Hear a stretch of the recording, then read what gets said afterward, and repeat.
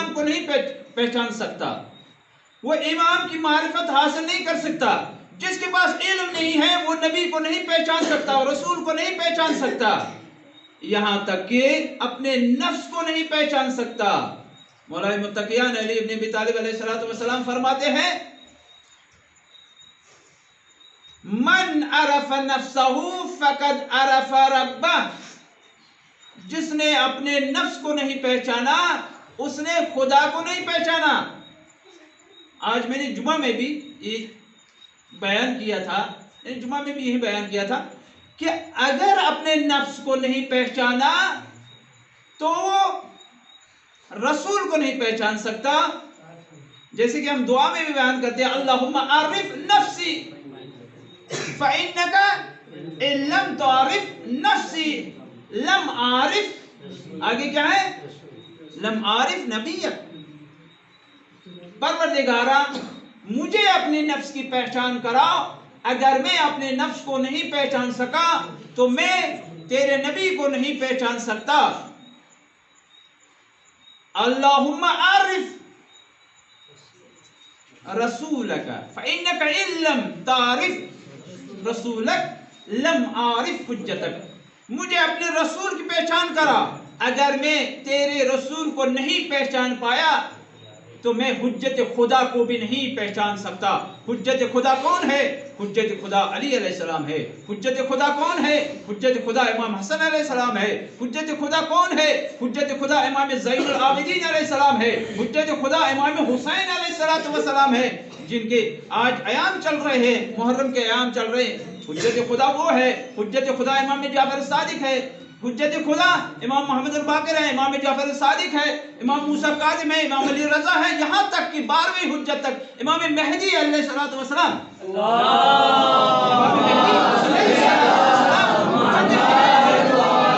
गोया जिसने रसूल को नहीं पहचाना वो हुज्जत खुदा को नहीं पहचान सकता। अपने नफ्स को पहचाने, अगर अपने नफ्स को नहीं पहचाना, नबी को नहीं पहचाना, अगर नबी को नहीं पहचाना, रसूल को नहीं पहचाना, रसूल को नहीं पहचाना तो उसने हुज्जत खुदा को नहीं पहचानता, उसने हुज्जत खुदा को नहीं पहचाना, वो हुज्जत खुदा को नहीं पहचानता। और अगर हुज्जत खुदा को नहीं पहचानता ज़लल तो अंधी, तो फिर दीन से गुमराह हो जाएगा, दीन से गुमराह हो जाएगा, उसके पास फिर दीन नहीं है। लिहाजा अल्लाह को पहचानने के लिए भी इल्म जरूरी है, खुद अपने नफ्स को पहचानने के लिए इल्म जरूरी है। अगर इल्म है तो नफ्स को पहचान सकता है, अगर इल्म है तो नबी को पहचान सकता है, अगर इल्म है तो रसूल को पहचान सकता है, अगर इल्म है तो हुज्जत खुदा को पहचान सकता है, इमामों को पहचान सकता है, अइम्मा को पहचान सकता है, मासूमीन को पहचान सकता है। अगर इल्म नहीं है तो वह अपने नफ्स को ही नहीं पहचान सकता। जब नफ्स को नहीं पहचान सकता, खुदा को भी नहीं पहचान सकता, नबी को भी नहीं पहचान सकता, इमाम को नहीं पहचान सकता, हुज्जत खुदा को नहीं पहचान सकता तो वो गुमराह हो जाएगा, उसको कोई भी गुमराह कर लेगा। लिहाजा जरूरी है कि इंसान इल्म हासिल करे, जरूरी है कि इंसान इल्म हासिल करे, इंसान इल्म हासिल करे। इल्म ही वो जरिया है जिसके जरिए से हम लोगों को दीन हक की तरफ रागिब कर सकते हैं। अगर हमारे पास हक बयान करने के लिए दलील नहीं है तो हम दुनिया तक हक नहीं पहुंचा सकते, हम दुनिया को नहीं बता सकते कि हक ये है। जब हमारे पास इल्म होगा तभी हम दुनिया को बता सकते हैं कि हक ये है, हक ये है। और उसके बाद दुनिया में जो कुछ भी है वो इल्म के जरिए से ही हासिल होगा। आज दुनिया की तरक्की देखिए आप,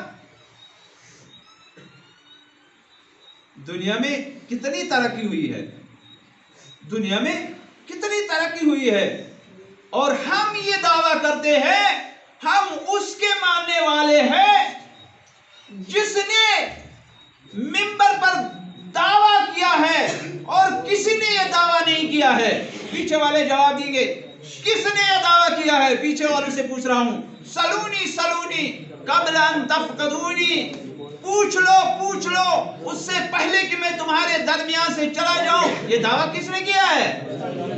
علی علیہ السلام نے. علی علیہ السلام نے یہ دعویٰ کیا ہے، سلونی سلونی قبل ان تفقدونی، مجھ سے پوچھ لو، میں زمینی راستوں سے زیادہ آسمانی راستوں سے واقف ہوں. اس نے یہ دعویٰ نہیں کیا.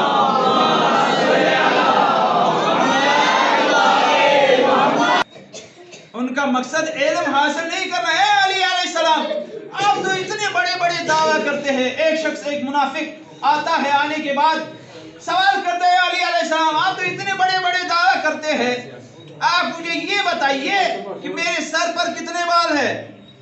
میرے سر پر کتنے بال ہے؟ تو مولا نے کیا جواب، کئی مرتبہ بیان کر چکا، مولا نے کیا جواب دیا؟ اگر میں بتا دوں تیرے سر پر کتنے بال ہے تو گن بھی نہیں پائے گا، لیکن میں اس سے زیادہ بتا دوں گا، اس سے زیادہ بتاؤں گا. تو مولا نے کیا بتایا تمہاری اولاد میری اولاد کو قتل کرے گی. تمہاری اولاد میری اولاد کو قتل کرے گی. وہ کون ہے؟ وہ اشعث ہے. اشعث ہی وہ ہے کہ جس کے اولاد نے مولا علی علیہ السلام کی اولاد کو قتل کیا ہے.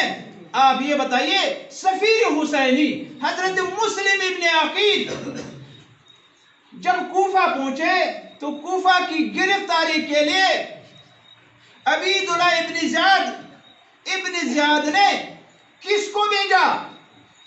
محمد ابن اشعث ان سپاہیوں کا سردار تھا جو حضرت مسلم کو گرفتار کرنے کے لیے گئے. اور دوسرا بھائی اسحاق ابن اشعث، وہ بھی اشعث کا بیٹا ہے، جو مسلم کو گرفتار کرنے کے لیے اپنے بھائی کے ساتھ تھا. اور اسی محمد ابن اشعث نے حضرت مسلم کو شہید کیا ہے. اس سے زیادہ بتاؤں گا، اسی نے شہید کیا ہے. اور جودہ ابن اشعث کے بارے میں آپ جانتے ہیں کہ اس نے حجت خدا امام المتقین امام حسن علیہ السلام کو زہر دیا. تو امام نے فرمایا میں اس سے زیادہ بتاؤں گا. بس ایک واقعہ آپ کے سامنے، بس آپ کی زحمت تمام. جارج جرداق ایک عیسائی ہے، کرسچن ہے، مسیحی ہے، مسیحی جارج جرداق. اس نے علی علیہ السلام کے بارے میں ایک کتاب لکھی ہے. کتاب لکھنے کے بعد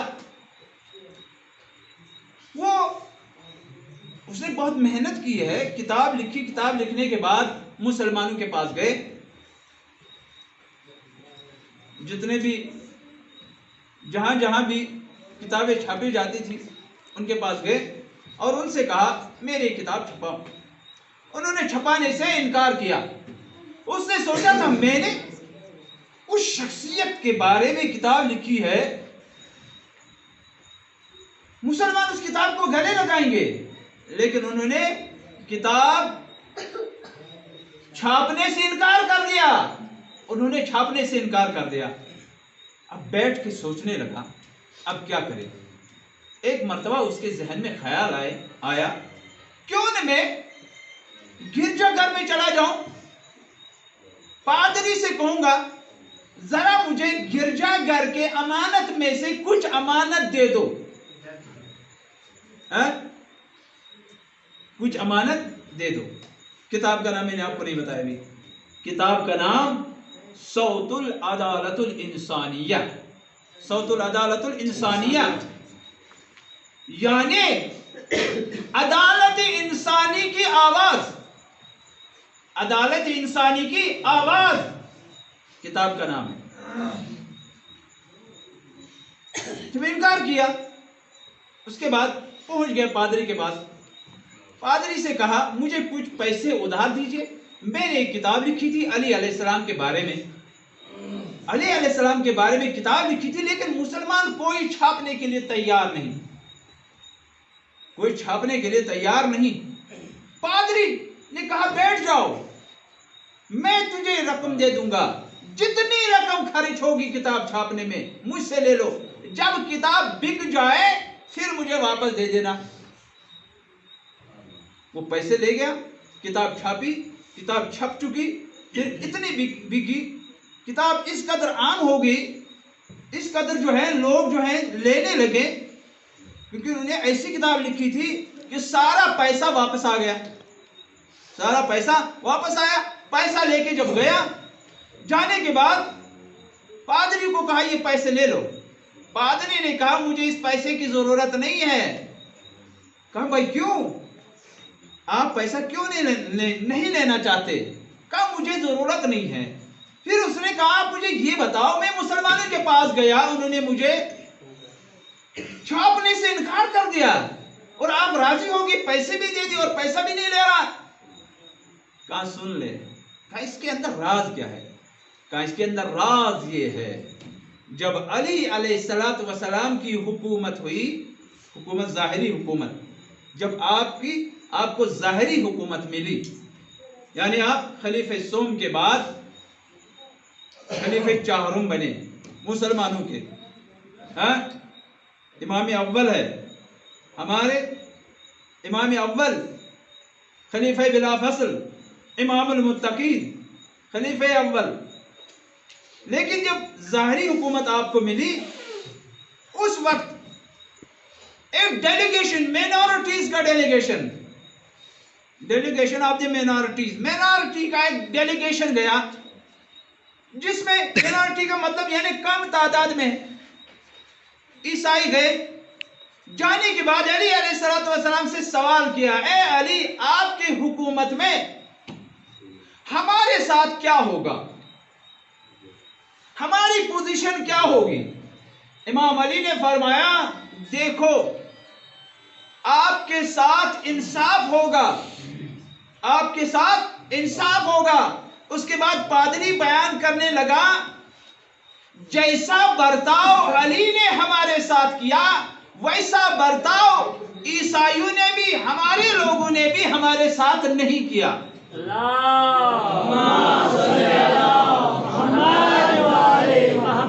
ویسا برتاؤ ہمارے ساتھ نہیں کیا۔ اور اس کے بعد کہنے لگا افسوس افسوس، علی کو وہ زمانہ ملا جس زمانے میں لوگ ان کی قدر نہیں کر پائے۔